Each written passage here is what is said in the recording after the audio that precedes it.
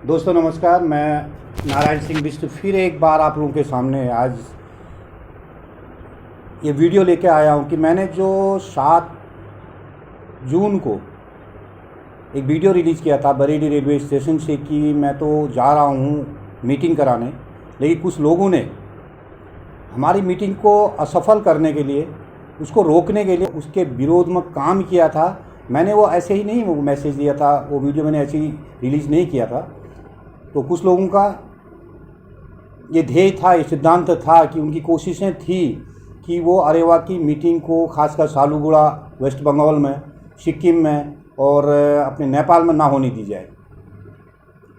ये मैंने कोई गलत नहीं कहा था और मेरे पास का पुख्ता सबूत भी है। वो सबूत मैं भी आपको दिखाऊंगा। तो आप लोगों को जैसे मैंने पहले भी बताया था, मेरा पिछले 2 महीने काफ़ी व्यस्त गुजरे थे, जिसमें मैं अपने मेंबरशिप ड्राइव के लिए 24 मई को मैं गढ़वाल क्षेत्र में निकला था। उसके बाद मैं 7 तारीख जून को नेपाल और वेस्ट बंगाल के लिए निकल गया था। वहाँ से मैं 19 जून को आया था, तो 24 जून को मैं चंपावत पहुँच गया था। वहाँ की मीटिंग भी काफ़ी सफल मीटिंग रही मेरी। लोगों ने काफ़ी बढ़ चढ़ के हिस्सा लिया था, बावजूद कि बहुत ज़्यादा बारिश होने के बाद भी वो लोग गाड़ी बुक करके आए थे वहाँ पर भी। तो दोस्तों, जो वो मेरा दौर गुजरा ना, वो काफ़ी संघर्षमय रहा, काफ़ी कठिनाइयों का सामना करना पड़ा मेरे को। इस दौरान काफ़ी सीनियर लोगों का सानिध्य भी प्राप्त हुआ, मैंने उनसे उनका मार्गदर्शन भी प्राप्त किया और वो काम किए। लोगों का बहुत अच्छा सहयोग रहा।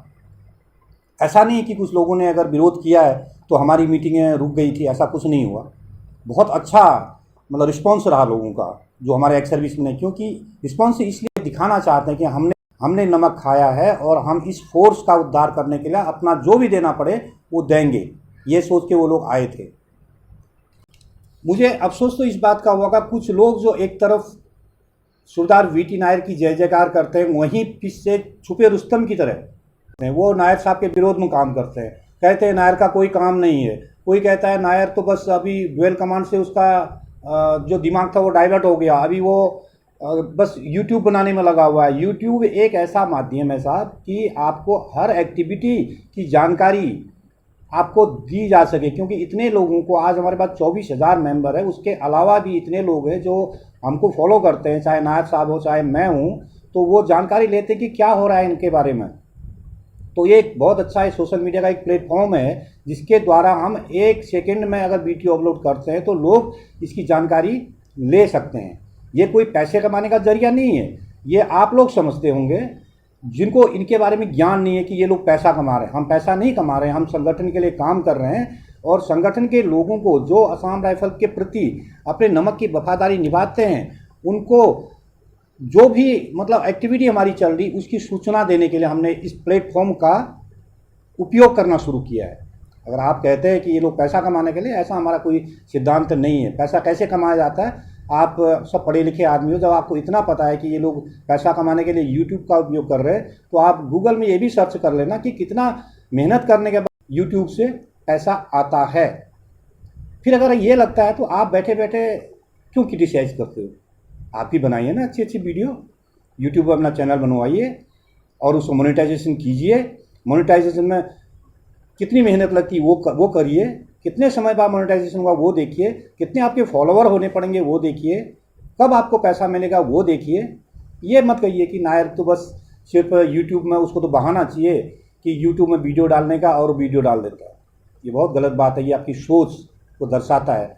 खासकर हमारे मेंबरों ने तो ये चीज़ नहीं सोचनी चाहिए, लेकिन कैसे कहें कि मेंबर नहीं सोचते? मेंबर ही खुद इस बात पर अंगुली उठाते हैं और अपने आप वो क्या करते हैं, वो सोचते हैं कि जो हम कर रहे हैं ये किसी को बता दिए।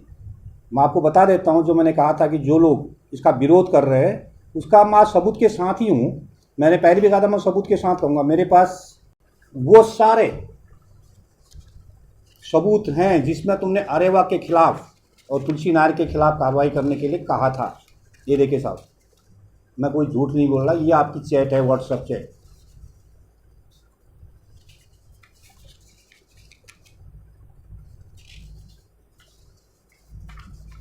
ये 68 चैट है तुम्हारी, और दिखाऊंगा।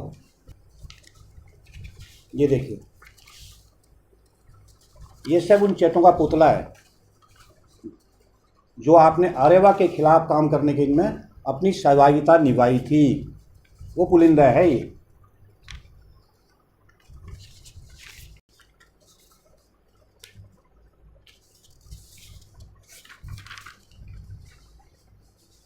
इसमें वो हर सबूत है जिसमें आप लोगों ने कहा था तुलसी नायर की मीटिंग नहीं होने दी जाएगी। ये क्या हो रहा है? बहुत बुरा लगा था आप लोगों को, बुरा तो मुझे भी लगा जब डीजीआर के खिलाफ नारेबाजी हुई। लेकिन आपने ये जाना कि ये नारेबाजी क्यों हुई थी? ये डीजीआर के खिलाफ नारेबाजी करने में तो आपको बहुत बुरा लग गया। लेकिन 190 साल हुए असम राइफल के जो भी पूर्व सैनिक थे, गुजर गए हैं, जिंदा हैं, उनके जो हितों की अवमानना हुई है, उनके जो अधिकार मारे गए हैं, उसमें आप भी शामिल हैं। वो आपको बुरा नहीं लगा? बस एक नारा डीजीआर के खिलाफ गढ़वाल में लग गया तो इतना बड़ा पहाड़ उठा दे, आग लग गई दुनिया में। साली बोला डीजीआर साहब हमारे भगवान दे रहे। भगवान होंगे तुम्हारे यार, हमारे किस बात के भगवान? भगवान तो उसको कहते हैं जो हमारे हित के बारे में सोचे। दोस्तों 7 जून को मेरे व्हाट्सएप में सालूगढ़ा के आयोजनकर्ताओं की तरफ से एक व्हाट्सएप मैसेज आया था जिसमें उन्होंने लिखा था मेरे को कि आने वाली जो आपकी 11 तारीख की मीटिंग है सालूगढ़ा में नहीं की जा सकती। आप इस मीटिंग को पोस्टपोन करके डीजीआर साहब के पोस्टिंग जाने के बाद ये मीटिंग का आयोजन करें तो हम ये मीटिंग करवा देंगे आपकी। तो लेकिन जब हमने ये मीटिंग का शेड्यूल बन चुके थे, हमने नेपाल भी जाना था, सिक्किम भी जाना था, सब लोगों को बता चुके थे हम लोग की मीटिंग में आ रहे हैं, तो हर जगह तय हो गया था। तो हम सालूगढ़ा की मीटिंग को हम कैंसिल नहीं कर सकते थे। तो मैं गया वहाँ पर। तो मैंने सबसे पहले जब ट्रेन से उतर के अपने कमांडेंट दोरजी साहब को फ़ोन किया। उन्होंने मुझे आश्वासन दिया कि तुम सीधे मेरे घर आओ। तो मैंने भाई साहब वहाँ से 1300 रुपये में एक टेम्पो बुक किया, टेम्पो, क्योंकि नई जगह थी, मुझे कोई जानकारी नहीं थी कहाँ जाना है, क्या करना है, कौन सी यहाँ पर सवारी मिलती है, कौन सी नहीं मिलती है। अगर मैं इसके बारे में जानकारी भी करता तो मेरे पास समय ही नहीं था।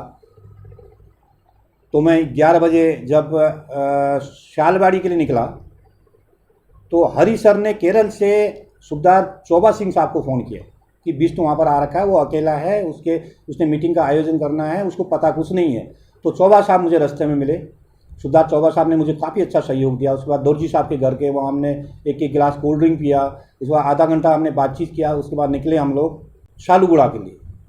जब नायब सूबेदार गोपाल गुरुंग साहब के घर पर पहुँचे तो देखा तो वहाँ पर घर पर एक बोर्ड भी लगा था असम राइफल ढाई मूर्ति वाला, और हमने दरवाज़ा खटखटाया। मैंने ये सोच के गया था कि शायद जो साहब ने बंदोबस्त किया है उसको मैं अपने हाथ में ले लूँगा और मीटिंग का आयोजन तो करना ही है। जब चौबा साहब ने वो दरवाज़ा खटखटाया, जो ऑफिस नुमा घर था, घर नुमा ऑफिस था, तो वहाँ गेट नहीं खुला। काफ़ी समय तक हम रहे, तब तक हमारी नेपाल से आई हुई गाड़ी भी मुझे लेने आ गई थी वहाँ पर। तो मैंने अपना टेम्पो वहाँ से छोड़ दिया।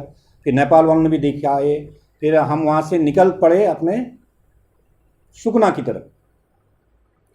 तो अपने जो सुबदार चौबा साहब थे उन्होंने काफ़ी अच्छा सहयोग दिया। उन्होंने कहा नहीं यार बिष्ट ऐसे नहीं होगा, तो चलो ठीक है, मीटिंग तो करनी है, तो हम लोग एक मीटिंग हॉल ढूंढते हैं। तो जब सुकना पार्ट 2 में पहुँचे तो वहाँ पर मेरी मुलाकात हुई नायब सूबेदार टीबी पोखरियाल साहब से।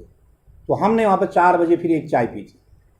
तो चाय पीने के बाद हम लोग जब हॉल देखा तो वो हॉल तो मुझे खैर पसंद नहीं आया, इसलिए कि उसमें काफ़ी कम स्पेस भी था और पार्किंग की जगह नहीं थी।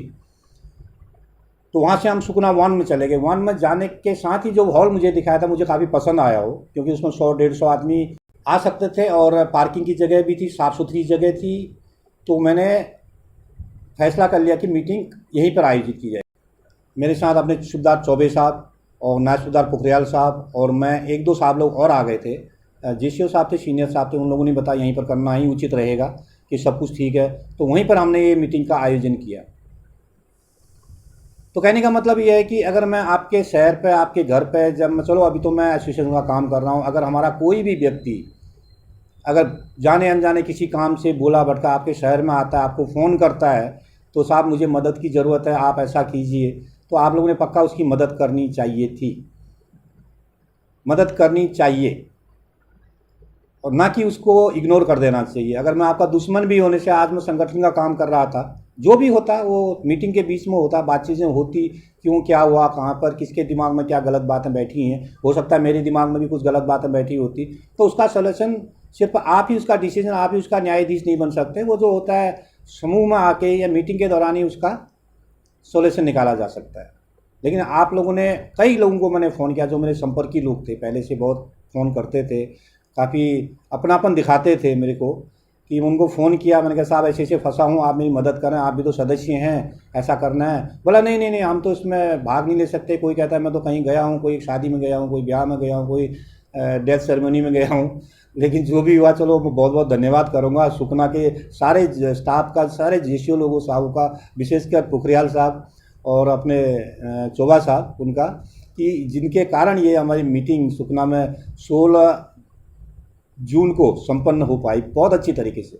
आज के लिए मैं इतना ही बताना चाहूँगा। जो वीडियो मेरे बताने का ये तात्पर्य ये था कि जो मैंने अपनी वीडियो बरेली स्टेशन से रिलीज़ करी थी, उसका जवाब था कि मैंने ऐसे ही नहीं कहा था कि लोग हमें धमकी दे रहे हैं मीटिंग नहीं होने देने की।